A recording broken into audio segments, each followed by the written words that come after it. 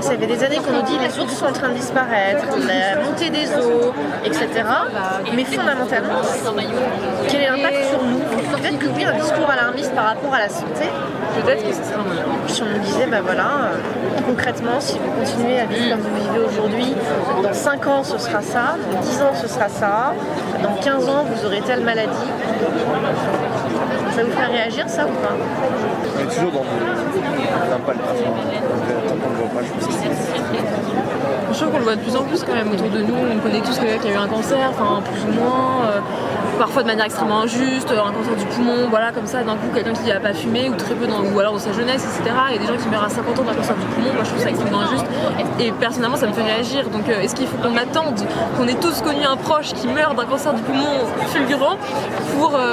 En fait, les études elles-mêmes ne sont pas tout à fait au clair là-dessus. Et on vient à un autre sujet qui est le problème de la certitude scientifique par rapport au changement climatique. C'est-à-dire qu'on a des avis différents, on a énormément de propositions qui sont non prouvées.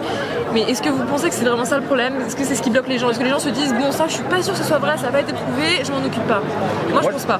Moi je pense que par exemple les gens sautent pas par la fenêtre parce qu'ils sont sûrs que la gravité c'est prouvé et qu'ils vont prouver. Ouais. Donc moi une fois qu'ils c'est vraiment ils l'ont choisi. Non mais voilà, c'est un choix, c'est qu'ils savent que la gravité normalement elle restera pas et qu'elle les fera tomber. Si on leur disait regardez, mais je sais pas, une clope, vous avez un cancer le lendemain, là forcément ça marcherait.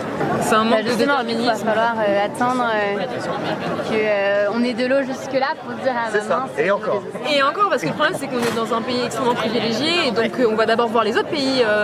Et ça nous fait rien. Et en fait moi ma question c'est que là nous, notre génération et souvent celle de nos parents etc. vont le voir concrètement, de leurs propres yeux ces conséquences-là. Là il y a déjà eu inondation sur inondation en France à chaque fois qu'il y a des grosses pluies, canicule, etc. On le voit que quand même concrètement il y a de plus en plus des catastrophes naturelles.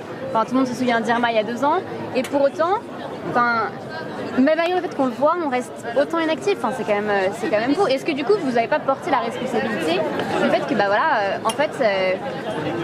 cette fois-ci c'est de ma faute?